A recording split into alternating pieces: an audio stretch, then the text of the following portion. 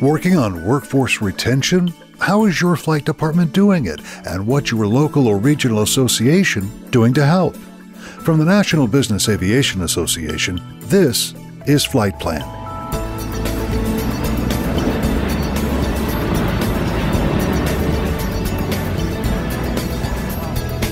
I'm Pete Combs with your trusted source for business aviation news. Time after time, in survey after survey, hiring and keeping the best workforce you possibly can is at the very top of mind for flight department managers everywhere. Mary Poirier is a certified aviation manager, a CAM, the aviation safety manager, and a pilot at Jackson National Life Insurance in Lansing, Michigan. Dean Walters is also a CAM. He's the aviation director at Jackson National. He's also on the board of directors at the Michigan Business Aviation Association, as well as a member of the NBAA Professional Development Program Committee. Mary, as you look at aviation workforce issues in Michigan and around the country, what are you seeing? The last couple of years, major departments have had 2 and 3 pilots leave a year. But what about at your company, Jackson National? We've been lucky. We haven't had anybody leave, ever. Ever? Yeah. How does Jackson National do that? I think it's all about recruiting the right people, and Dean's done a fantastic job of finding the right people. And he always asks, what do you guys want? And quality of life is important to all of us, so Dean does a great job at making sure that's the #1 priority. It's much cheaper to retain a pilot than it is to go out and recruit new pilots and train them. So it's an all hands on deck concern. Everything in the kitchen sink needs to be thrown at it. You know, managers used to just have a stack of resumes on their desk, and then when they needed to hire somebody, they just started going through the resumes and doing the interview process. Now it's really a 365-day-a-year job to recruit. Mary and our entire team are involved in a recruiting process. It's who do you know, who have you heard of, and then when we get down to actually bringing folks in to interview, the entire team is part of that process as well. How many people come through that pipeline successfully and actually their resumes make it to your desk? On an annual basis in Michigan, our program with the Michigan Business Aviation Association and the Michigan Business and Aviation Education Foundation, we give out 3 flight safety scholarships each year. We also give out about 9 cash scholarships. So for the undergraduates, they apply for the cash scholarships. It gets them into the program, gets them on our radar. And then when they become flight instructors, they apply for the training scholarships. Our most recent hire was about a little over a year and a half ago, a scholarship recipient that I interviewed for the scholarship as a panelist about 4 years ago. So this gentleman was on our radar that entire time, and when we decided on the recruiting and retention side, especially on the retention, that, like Mary said, quality of life was important, that we were going to go and add an additional pilot to our schedule so to guarantee more days off. So we were looking for somebody to fill this position, went back to a former scholarship recipient, gentleman had used the scholarship to get a type rating, SIC type rating in a Learjet, had gone to work for a charter fractional or charter management company, built his time there, and then had moved on to another corporation, but was still on our radar. When we had the opening, we brought him on board, and now he's, and then the cycle starts over again, and now he's paying it back, and he's out at high school and college events and talking about business aviation. So the key to business aviation for us is we've kind of been our own worst enemy. We're quiet, and we're not out there like the airlines are, and the kids don't know about us. So when I talk about 365-day-a-year recruiting, it's I just got taught. Somebody just came to me today and said, would you be willing to talk to a student who's in a flight program over in Chicago? And I know you're kind of, you're in Michigan, but I'd like to have them talk to you. Absolutely. You take the time, you put the resources to it. Mary's been really good in women in aviation, and we host an event at our hangar every year for women in aviation, and Mary's in charge of that. So when I have a female candidate, which we're not doing business aviation's never been really good at attracting women and more diverse talent into our pipelines. So whenever we have a female college student or a female pilot applicant, I'll have them talk to Mary about the challenges that women have in aviation, and that's been very helpful. Well, and I think, too, it's even just the education. I mean, we went to an event at Western 2 months ago. It was a freshman orientation.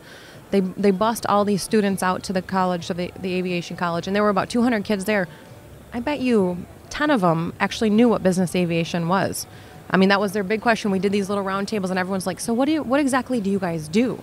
What's your schedule look like? What's the pay? I mean, they had no idea, because a lot of these colleges, it's so airline. I mean, the path is, you get all your ratings, you go to the airlines, and they have all these partnerships, so they just don't have any idea. So we need to get out there more and educate them. What does that tell you? What does that tell you that we need to do as an industry that perhaps we're not doing right now? I think more of the departments, we need to get together.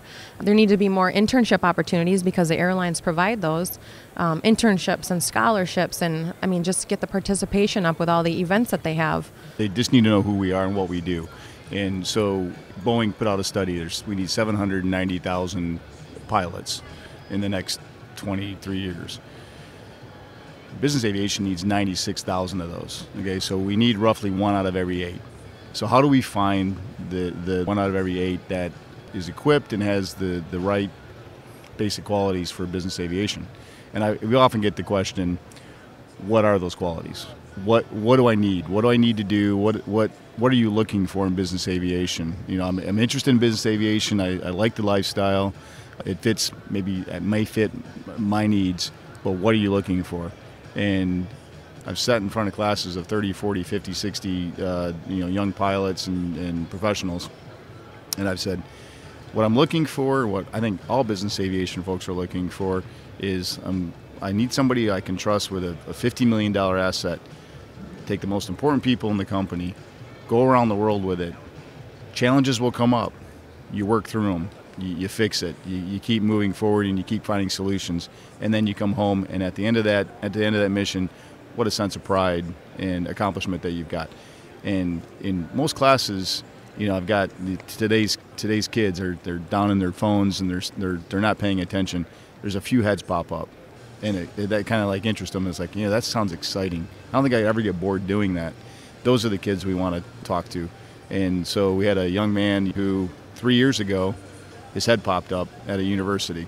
Came up to me afterwards. I gave him my card. I said, get involved in our scholarship programs in Michigan. Get involved with MBAA. He did. Won a cash scholarship. Helped pay for part of his education. He became a flight instructor. Once he got, he's up to like the 500 or 600 hour level as a flight instructor. Won a flight safety training scholarship.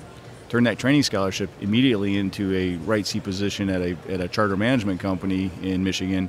Was there 6 months, and one of our largest flight department in Michigan decided to tap him as a young, low-time pilot. But because he had done the internship, he had won the scholarship, he had been through the interview process, he showed the people skills, the level of responsibility, being a self-starter, just those intrinsic qualities that he showed, and boom, he's with a corporate flight department in his dream job. And big smile on his face. So he's a success story. And we used to see that, like with the gentleman we hired, it would take 3 or 4 or 5 years for them to make that transition.